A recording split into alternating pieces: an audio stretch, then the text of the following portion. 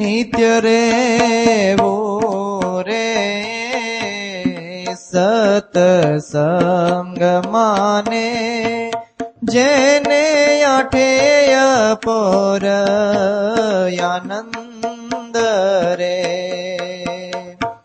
નિત્ય જરે રે સતસંગ માને જેને અઠેય પોર આનંદ રે સંકલ્પ વિકલ્પ એક નહીં મારે સંકલ્પ વિકલ્પ એક નહીં મારે તોડી નાખ્યો માયા કેરો ફાંદ રે મેરુ રે ડગે પણ જેના મનનો ડગે પાનબાઈ મરને ભાગી રે પડે બ્રહ્માંડ રે નિત્ય રહેવું સત્સંગમાં અને સત્સંગ કરતા કરતા એનું મન કેવું થઈ જાય છે તો કે સંકલ્પ વિકલ્પથી વિરામ થઈ આઠે પહોર ભગવાનના સ્વરૂપમાં એ ઝૂલતો રહે એ હંમેશને માટે ભગવાનના સ્વરૂપની અંદર ગુલતા ન રહે એને સંકલ્પ વિકલ્પ એક પણ ઉરમાં જેને ન ઉઠે કોને તો કે જેને માયાનો ફંદ છૂટી ગયો સદગુરુના વચનમાં જે સુરે સુરા થયો ને ગુણાતીતાન સ્વામીની હયાતીની અંદર ગુણાતીતાન સ્વામીના વચનની અંદર ભાયાવદરના કેશવ ભગત રહેતા મહાન ભગવાનના ભગત અને સાધુ થવા માટે 3 વખત ભાગી ગયા તોય લઈ આવ્યા એના બાપાએ પરણાઈ દીધા ઊંધા માથે શીર્ષાસન કરીને રહેતા પણ એના જીવનમાં એક ઘટના ઘટી કે 6 મહિના પોતે પોતાની પત્ની ભેગા રહ્યા પણ રંજ માત્ર પોતાના મનમાં સ્ત્રીનો ઘાટ ન ઉઠ્યો 6 મહિના લગ્યો સંતાનની પ્રાપ્તિ વસ્તુ એક બાજુ પહેલે દિવસેથી તે 6 મહિના લગી એના મનમાં એક રૂમની અંદર પતિ પત્ની રહેવા છતાં મનમાં ઘાટ નથી ઉઠ્યો અને ત્યાંથી જયારે રજા લઈને નીકળ્યા પોતાના પત્નીએ રજા અપાવી નીકળ્યા અને આવતા આવતા લાલાભાઈની પાસે ગયા ઉપલેટાની અંદર લાલાભાઈ રાત્રે સમાધિનિષ્ઠ હતા રાતે મંદિરમાં સૂતા હતા અને કેશવ ભગત પગ દાબતા હતા પગ દાબતા દાબતા કેશવ ભગતે લાલાભાઈને કીધું કે લાલાભાઈ બીજો તો મને વાંધો નથી સ્ત્રી આદિકના ઘાટ તો નથી ઉઠતા પણ અખંડ ભગવાનમાં વૃત્તિ નથી રહેતી તૂટી જાય છે એનો ઉપાય દેખાડો અને સ્ત્રી આદિકના ઘાટ નથી ઉડતા એટલું કીધું ને લાલાભાઈએ પોતાના પગ ખેંચી લીધા કે કેશવ ભગત તમારે પગ નહીં દબાય મારા કેમ તો કે તમને સ્ત્રીના ઘાટ નથી ઉઠતા હું સમાધિ નિષ્ઠ છું પણ મને ક્યારેક ક્યારેક ઘાટ ઉઠે છે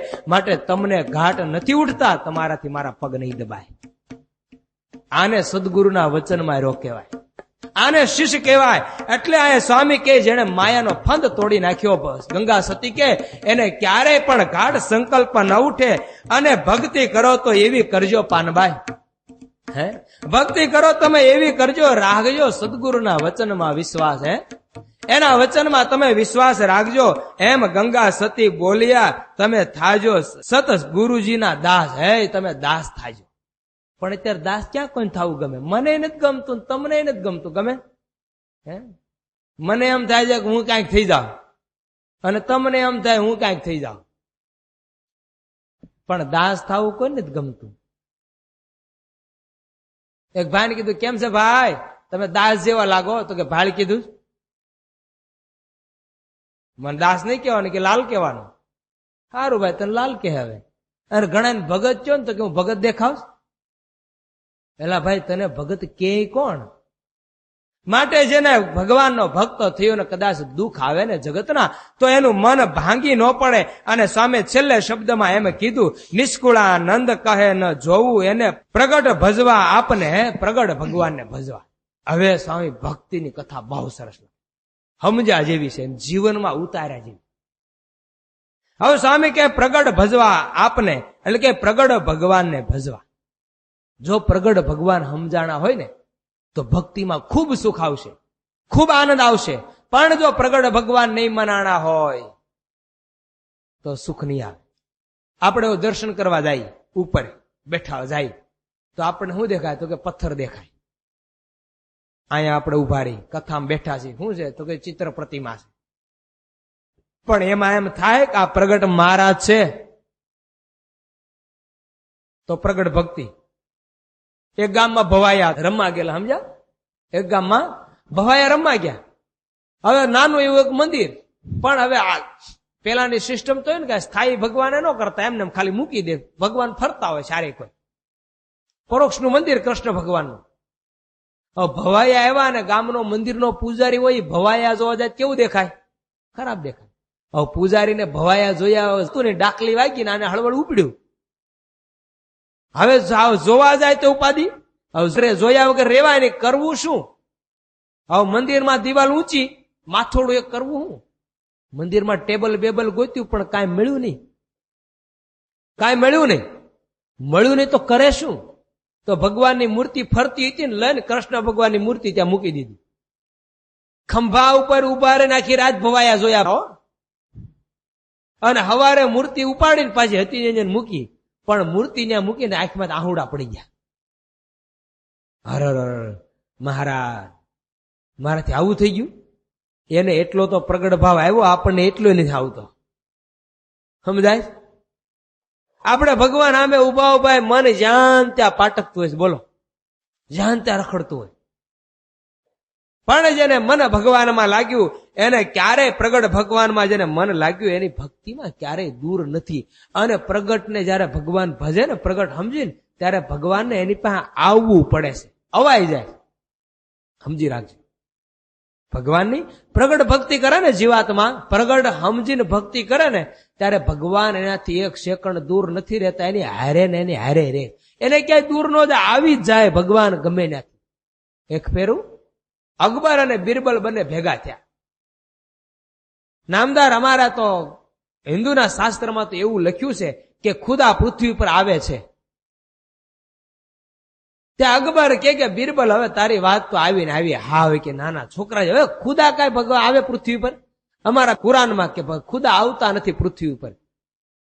શું કરવા આવે? એને ક્યાં કઈ તકલીફ છે? એને કઈ જરૂર છે? અને એ આવે ને મોકલે કોને મોકલે? તો કે એના ઓલિયાને મોકલે, એના ફકીરને મોકલે, એના પેગમ્બરને, એના તીર્થંકરને, જે કાંઈ કહેવાતા એના મુક્તને કહેવાતા એને મોકલે. બાકી ખુદા તો આવતા જ નથી. ત્યાં અકબર ને બિરબલ કે સાંભળો નામદાર, તમે માનો ન માનો, પણ અમારા હિન્દુ શાસ્ત્રમાં લખ્યું એટલે ભગવાનને આવવું જ પડે ને, આવે છે. તો કે કામ કર, તું મને સાબિત કરી દે, નકર ફૂકી મારે ત્યારે. તો કે એમ નહીં, તો મને મહિના દીનો વાયદો આપો ને પછી કહું. તો કઈ વાંધો નહીં, 1 મહિનાનો તને વાયદો.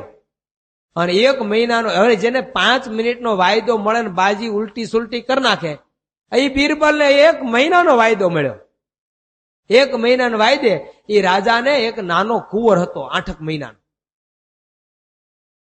હવે દાસીને ફોડી, દાસીને કીધું સાંભળ, તો આ કુંવરને લઈને આપણા બગીચામાં જે બાથ છે ને ત્યાં રમાડવા આવજે. અને રમાડતી રમાડતી એ બાથને, છોકરાને, કુંવરને બાથમાં નાખી દેજે. અરે શું કહો છો બિરબલ સાહેબ, કુંવરને એવી રીતે કરવું તો પછી મને મારી નાખે ને, રાજા જીવતી રહેવા દે? તો કે તારે રાજાને કુંવરને નથી નાખવાનો, હું બીજું પૂતળું મૂકી દે છે, પૂતળાને ધક્કો મારી દેવાનો, કુંવરને એક બાદ સાઈડમાં મૂકી દેવાનો, ભલે. દાસી આવીને મળી રમાડવા. હવે રમાડતા રાજા ને અકબર ને બિરબલ ને જે કાંઈ બીજા થોડાક આવીને બગીચાને આટો મારીને બેઠા હતા. હે અને મહેફિલમાં હતા. અને દાસી કુંવરને રમાડે એ પણ ખબર છે રાજાને અકબરને. રમાડતા રમાડતા રમાડતા ખબર નથી કે મીણનું પૂતળું ત્યાં બાજુમાં પડેલું છે. રાજાને ખ્યાલ છે કે દાસી મારા કુંવરને રમાડે છે. એમ રમાડતી રમાડતી ઓલો કુંવર હતો ને નીચે મૂકી દીધો હળુક દઈને. નજર ફરી એટલે બીજી દાસી લઈને જતી રહીને મીણનું પૂતળું હતું ને લઈને નાખી દીધું બાથમાં. અને દાસીએ બૂમ મારી, ગોય રે, કુંવર પડી ગયો પાણીમાં. એને એટલી બૂમ સાંભળી રાજા ઉભો થઈને દોડીને સીધો હોદમાં પડ્યો, બાથમાં. બાથમાં પડીને ગોતીને લાવીને કે મીણનું પૂતળું. દાસીને કે આ છે તારી? અને મ્યાનમાંથી તલવાર કાઢીને દાસી કે મને માફ કરજો, મારું કાંઈ નથી, આ બિરબલને મળો. બિરબલને કે આ શું? હું આ શું? તમારા પ્રશ્નનો ઉત્તર છે. કેમ? તમે કહેતા હતા ને ખુદા નથી આવતા, ખુદા પૃથ્વી પર આવે છે, પણ આમાં હું ઉત્તર? તો કે તમારો કુંવર પાણી પડી ગયો તો તમારે ક્યાં પડવાની જરૂર હતી? ઓલા બીજા સૈનિકો કેટલા બેઠા હતા એને કેવું તું ને, પણ એ તો એ કે પડાઈ જવાય, આ તો મારો કુંવર છે ને. ત્યારે બિરબલ કે અકબર ને કે સાંભળો, આ ભગવાનના ભક્તમાં હેત ભગવાનને એટલું છે ને, ભગવાનને અવાઈ જાય છે. એ પ્રગટની ભક્તિ કરે ત્યારે અવાય જાય છે, એને આવવું પડતું નથી. માટે એમ પ્રગટ સમજીને જો ભક્તિ કરશે તો ભગવાન એની પાસે છે, હંમેશને માટે દૂર નથી. એને માટે અહીંયા સ્વામી બહુ સરસ હવે ભક્તિની કહાનીઓ લખે.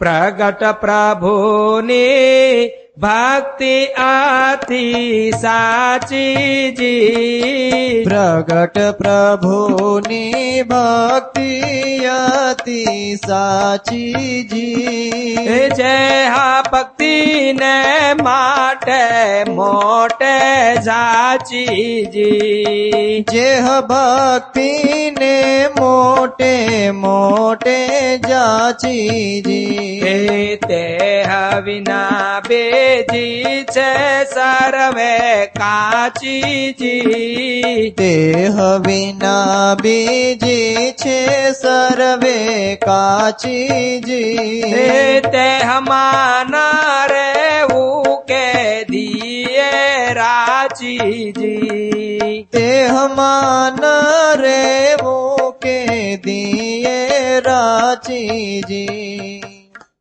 સ્વામી કહે છે બસ પ્રગટની ભક્તિ કરો, પ્રગટ વગર મૂકો, પ્રગટ વગર કલ્યાણ નથી. પ્રગટની ભક્તિ કરશો તો હંમેશને માટે સુખ થાય.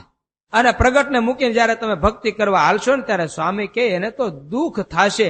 કારણ કે પ્રગટની ભક્તિ છે ને બહુ સુખરૂપ છે, પણ પ્રગટની ભક્તિ ભાવે તો ભાવે, નકર ન ભાવે. હો, પ્રગટ ભગવાન હોય ને મનુષ્ય લીલા કરતા હોય ત્યારે સેટિંગ રહે તો રહે, નકર ન રહે. સંપ્રદાયની અંદર મયારામ ભટ્ટ હતા, બહુ ચુસ્ત ભગત, એકાંતિક બહુ.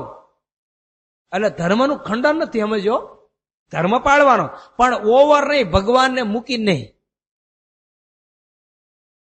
ભગવાનને મૂકી નહીં, ધર્મનિષ્ઠ બહુ. એવા ધર્મનિષ્ઠ કે જ્યાં જાય ને હાણસી તપેલું આ તે બધું ભેગું રાખીને ઉપડે. હવે એક ફેરો ગઢપુર આવ્યા ને ગઢપુર ની અંદર થાળ બનાવ્યો ને મહારાજ હયાતમાં, એટલે હવે મહારાજને મૂકીને જમાય તો નહીં, મહારાજને થાળ તો દેવો પડે ને. મહારાજ તમે જમો પછી હું જમું, વિવેક તો રાખવો પડે ને. હવે મહારાજ કે મારા થાળ તૈયાર થયો, જમવા પધારો. પણ મનમાં એમ દા કરે, મહારાજને કીધું ને મહારાજ આવશે તો મારો થાળ એઠો કરશે ને મારે એઠું ખાવું પડશે. કઠણ. કારણ કે ભગવાન કોનું, તો કે જીવબા લાડુબાનું ખાય, એટલે ભગવાન અભડાઈ ગયા. ભલે બ્રાહ્મણ કુળમાં જન્મા ખરા, પણ દરબારોના હાથનું ખાય ને કાઠિયાણીઓના હાથનું, ભગવાન અભડાઈ ગયા. અને એના હાથનું હું ખાધું હું વટલાઈ જાઉં. હવે ભગવાનને કઈ વટલાવાનું હોય? એટલે કહું છું પ્રગટની ભક્તિમાં બહુ કઠણ છે. આપણે હારા મારું છે, ખાઈ પીને મોજ ને તાકડ ધીંગા ગમે એમ કરો ને, ઉપાધિ જ નહીં કાંઈ. એટલે મહારાજ તો અંતરે મહારાજ કે ભટજી એક કામ કરો, અમારા લાલજી છે ને, આ લાલજી એને ધરાવીને તમે જમી લો. તો કે સારું, લાલજીને થાળ ધરાવ્યો, પણ એમ જો હાલને હાસે ખોટે વિવેક તો પાછો કરવા દે. મહારાજ કે મહારાજ જમવા પધારો. મહારાજ કે ભાઈ અમે તમે લાલજીને થાળ ધરાવીને આવી ગયું. તો કે ના ના મહારાજ આવો નહીં, થોડોક પ્રસાદ થોડુંક જમો નહીં. મહારાજ કે અમે લાલજી રહીને જેમાં, તો કે હાથ ધારીને મારો થાળ અપડાઈ નાખ્યો. આને હું પ્રગટનું સુખ આવે?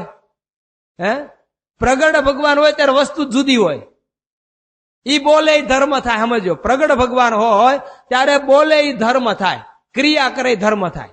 પણ અત્યારે તો કે એને બાંધેલી આજ્ઞા એમાં વર્તે તો પ્રગટનું સુખ આવે. માટે સ્વામી કે રાચી રહેવું રસ રૂપમાં પ્રભુમાં, જોઈ જીવન પ્રગટ પ્રમાણ, પછી ભક્તિ તેની ભાવશું સમજીને કરવી સુજાન. સમજીને ભગવાનની ભક્તિ કરવી કે આ પ્રગટ ભગવાન છે. એમ આપણે આ મૂર્તિ છે ને પ્રગટ ભગવાન છે એમ સમજવું. આચાર રૂપે ભગવાન છે, સંત રૂપે ભગવાન છે, શાસ્ત્ર રૂપે ભગવાન છે, એમ સમજીને ભક્તિ કરવી તો સુખ આવશે, નકર સુખ નહીં આવે. જોઈ મરજી જગદીશની શીશ સાટે કરવું સાબેતા, સુખ દુઃખ આવે તેમાં દેને પણ હારવી નહીં માત. સ્વામી કે મરજી જોઈ અને એમાં શિરને સાટે ભક્તિ રાખવી. ભગવાનની મરજી હું પણ પછી ભગવાનની મરજી સમજવી બહુ કઠણ હો. મારા સભા ભરીને બેઠા હતા, ધામમાં જવાની તૈયારી હતી. એટલે મહારાજે સભામાં વાત કરતા કરતા મહારાજે સિદ્ધાનંદ સ્વામીને કીધું, સિદ્ધાનંદ આ ગોપાળાનંદ સ્વામી કે ને એમ કરજે. મહારાજ ને સિદ્ધાનંદ સ્વામી કે ભલે મહારાજ, અમે બધા ગોપાળાનંદ સ્વામી કે ને એમ કરશું. મહારાજ કે તારું કર, તને હિજારો આપ્યો આ બધાનો, તારું કર ની, હું તને કઉ છું, બધા નથી કેતો. હારું મહારાજ, હું ગોપાળાનંદ સ્વામી કે ને એમ કરીશ. એટલે બધા ઉપર નાખી શકાય, પણ પોતા ઉપર તો કે મારી ઉપર નહીં. અને પછી મહારાજ ધામમાં વહી ગયા. ને પછી એમ થયું કે મારું મહારાજે આજ્ઞા કરી છે ગોપાળાનંદ સ્વામીની આજ્ઞા વર્તવાનું. હવે જો ગોપાળાનંદ સ્વામીને પૂછવા જાવ તો ગોપાળાનંદ સ્વામીને તો અત્યારે પ્રવૃત્તિ બહુ ગમે મંદિર કરવાય. અને ગોપાળાનંદ સ્વામી મંદિર કરવાનું કે મારે ધ્યાનનું અંગ, તો મારું ધ્યાનમાં વિઘન થાય. જો પૂછવા ન જાવ તો ભગવાનનું આ વચન માન્યું ને એનું દુઃખ થાય, અને પૂછવા જાય તો સ્વામી પ્રવૃત્તિમાં જોડે. હવે બે વાતનું દુઃખ, ક્યાંય સુખ આવે નહીં. કરે હું એમ અત્યારે આપણે એમ કે મહારાજ આચાર્ય મહારાજ સ્થાપતા ગયા, એ કે એમ કરવું. હવે જો એને આજ્ઞા એને કે એને પૂછવાય ન જાય, એને કઈ કરી નહીં તોય ઉપાધિ. હું તો કે ભગવાનની આજ્ઞા નો માને એનું દુઃખ. અને પૂછવા જાય તે કઈક પ્રવૃત્તિ જોડે તો કે ઈ બોલ્યું. હવે કરવું શું એ ઉપાધિ. એમ સિદ્ધાનંદ ને ઉપાધિ થઈ જબર હો, સિદ્ધાનંદ સ્વામી ભયંકર. પણ તો એક દી હિંમત એકઠી કરીને ગયા ગોપાળાનંદ સ્વામીને કે ગુરુદેવ કઈ આજ્ઞા હોય કયો. તો કે તમે મૂર્તિ કેમ ધારો? તો કે હું મૂર્તિ આમ ધારું છું, મુખારવીને અંદર ધારું. તો કે એમ ગાઢ સંકલ્પ ન ટળે, અને તમને બહાર મૂર્તિ ભલે દેખાય, તમે બહાર અખંડ વૃત્તિ થઈ છે, પણ અંતરમાં તમે આમ મૂર્તિ ધારો, બહાર મુખારવિંદ હોય એમને બીજા સ્વરૂપે સામે આવીને સેવા કરો તો ભગવાન તમારા ઉપર રાજી થાય. એ કે હારું. અને એમ કર્યું, ગાઢ સંકલ્પ ટળી ગયા. મારું કે ગોપાળાનંદ સ્વામીને કીધું હારું. તો ભાલી પાછો પૂછવા જાવ, પાછા સ્વામીને જઈને કે સ્વામી કાંઈ આજ્ઞા હોય કયો. તો સ્વામી કે કામ કરો, મહારાજની મરજી, અત્યારે મંદિર કરવામાં છે, મંદિર બાંધો. તો કે હાર જો કરીને ઉપાધિ, એ ઉપાધિ ને પાછી કઠણ છે. એટલે કે છે કે ભગવાનની જે મરજી હોય ને એમાં વર્તવું બહુ કઠણ. પછી ભગવાને કીધું તમે કે એમ કરજો, પછી કે એમ કરવાનું. એ કાંઈ કોઈ ધર્મ વિરુદ્ધ તો કહેવા નથી. હા, ધર્મ વિરુદ્ધ હોય તો ન માનવું.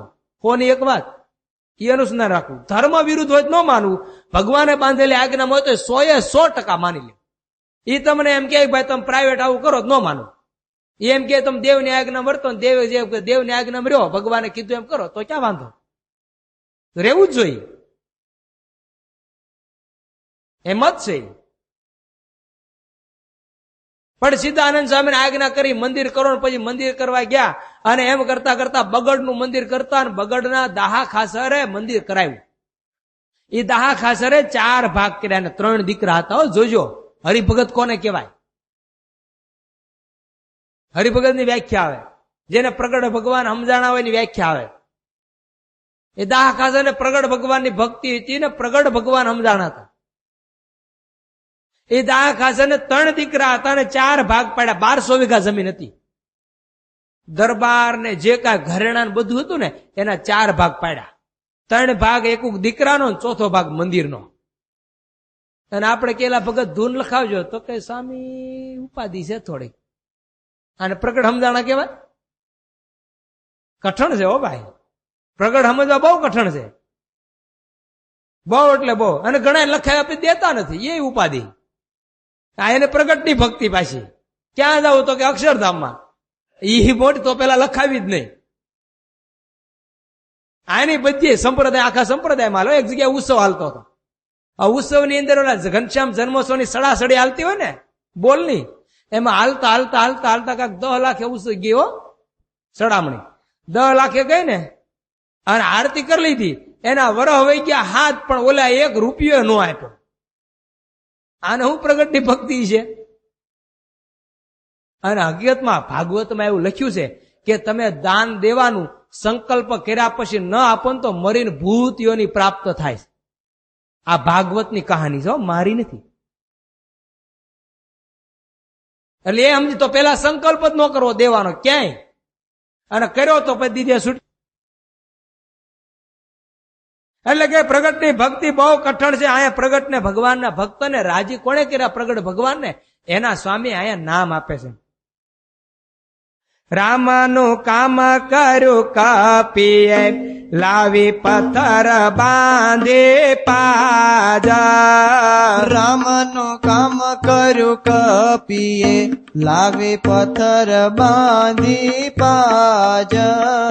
એ અવર ઉપાય અળગા કરા, રામજી રીઝવવા કાજ.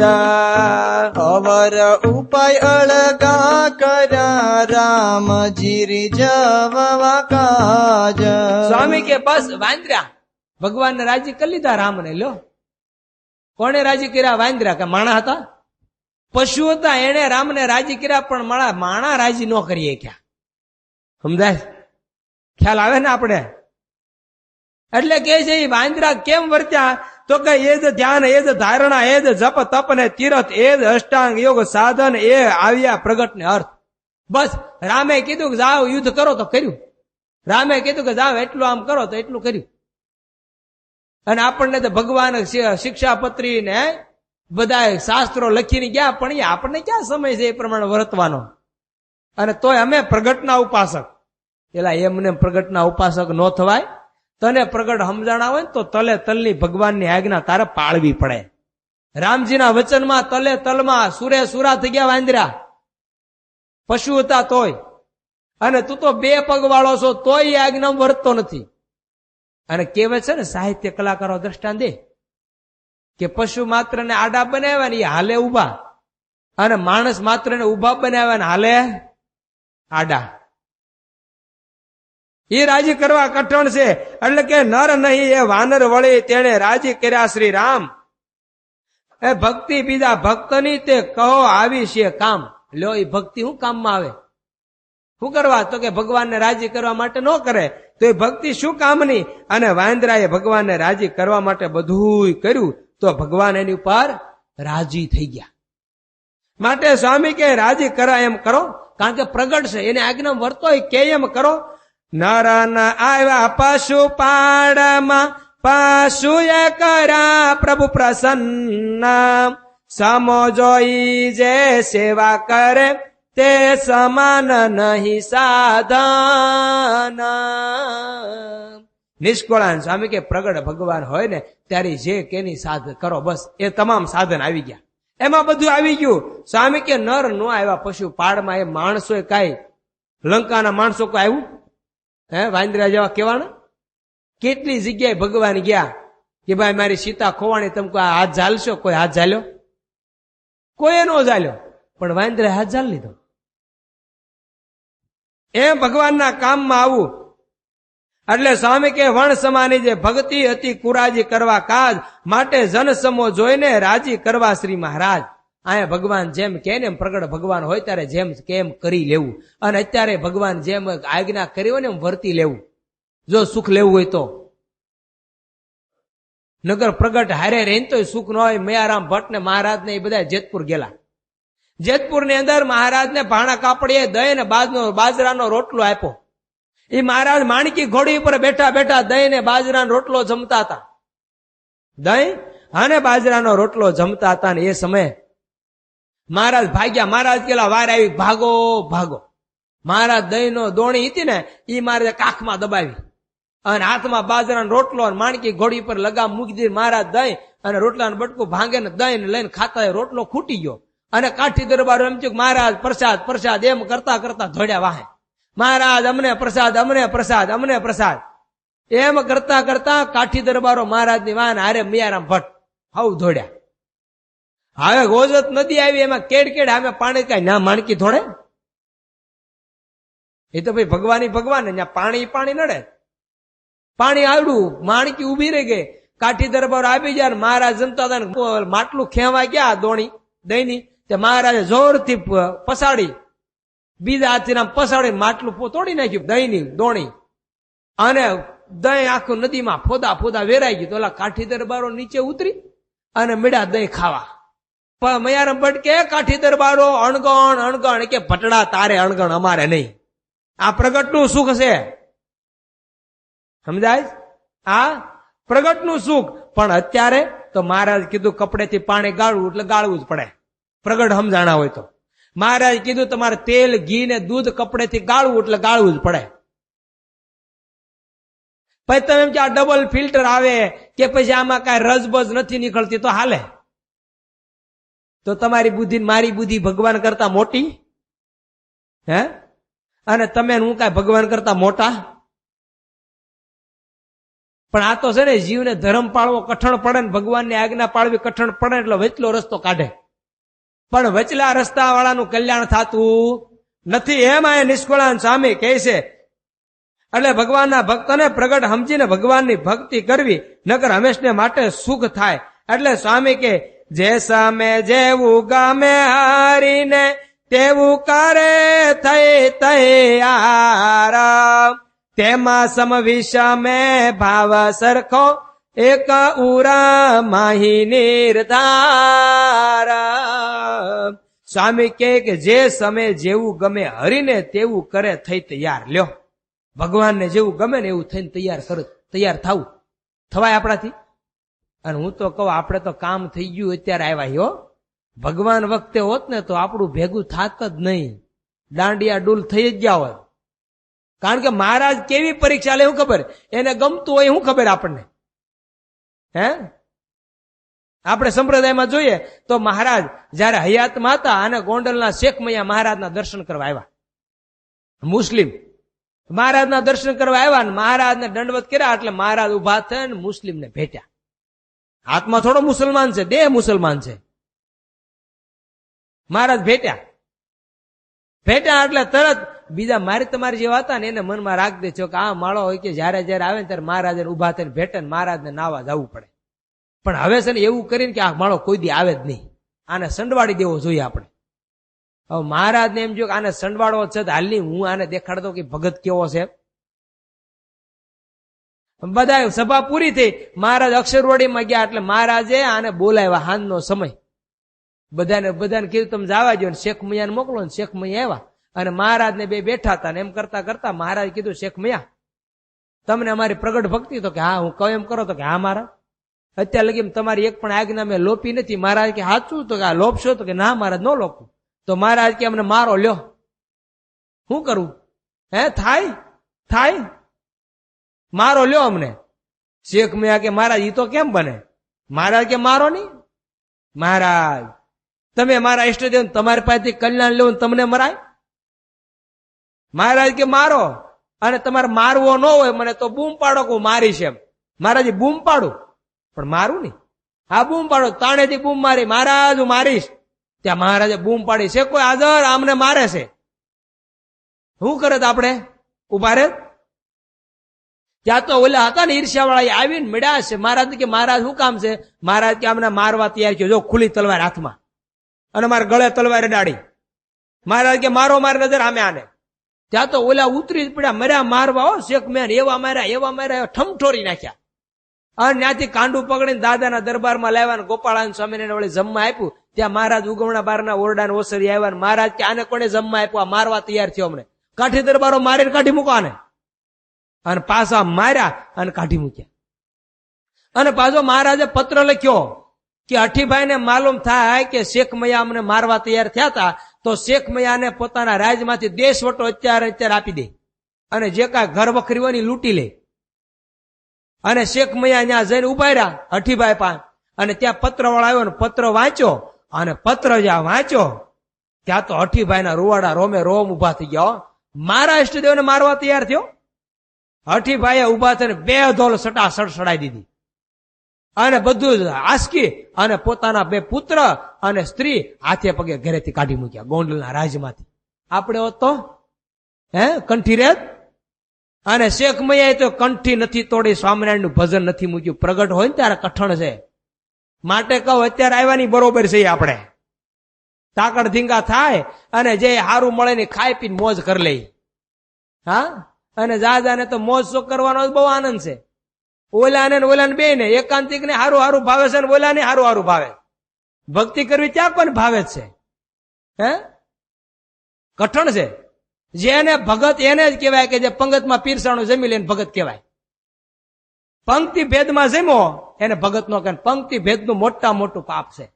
એની જેવું કોઈ પાપ નથી. સમજો, પ્રગટ ભગવાન સમજવા કાંઈ જેવી તેવી વાત નથી. પ્રગટ ભગવાન સમજવા હોય ને તો સાતીમાં સરો ઘાલવો પડે એવું કઠણ છે.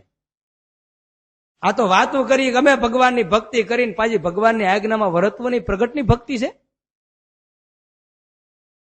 અને એમ કલ્યાણ કઈ મફત પડ્યું?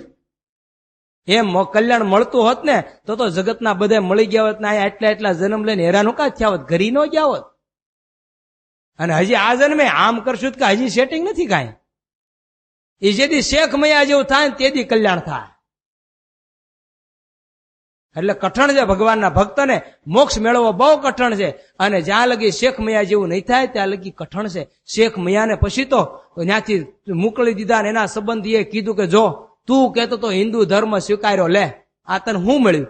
તને સ્વામિનારાયણે દીધું શું? કે હાલ શું દીધું તને, લઈ લે. અને ત્યારે શેખ મૈયાના મ્યાનમાંથી તલવાર નીકળી અને પોતાના બાપને ગળે અડાડીને કીધું, ખબરદાર એક પણ શબ્દ મારા ઇષ્ટદેવ પ્રત્યે બોલો તો ધડથી મસ્તક અલગ કરીશ. આને પ્રગટની ભક્તિ કહેવાય. પણ તોય ઇષ્ટદેવે પરીક્ષામાં પાસ થયા અને રાજકોટની અંદર જઈ અને અંગ્રેજોના પાયખાના સાફ કર્યા, ટોયલેટ. એ પેલા માટલા હતા ને, માટલા માથે ઉપાડીને ઓજત નદીમાં નાખવા જાય ને રોજી રોટી ટક સાંડી જાય, આવી પરિસ્થિતિ આવી તો પ્રગટ ભગવાનની ભક્તિ નથી મૂકી. અને પછી દાદા ખાસર આવ્યા ને દાદા ખાસર લઈ ગયા. પછી ભગવાને શીખવાડ્યું ને ત્યારે ઓલા બધાની આંખ કુગડી કે આ વસ્તુ હકીકતમાં શું છે. એમ આપણે આખી જિંદગી આંખ ઉઘડે એમ નથી, ગમે એમ થાય. તો માટે ભગવાનને પ્રગટ સમજી પ્રગટ ભગવાનની ભક્તિ કરીએ ત્યારે કલ્યાણ થાય. બાકી એમને એમ પ્રગટ વગર પરોક્ષપણે તો ગમે એટલી ભક્તિ કરી તો કલ્યાણ થાય એમ નથી. બોલો શ્રી સ્વામિનારાયણ ભગવાનની જય. નર નારાયણ દેવાની જય.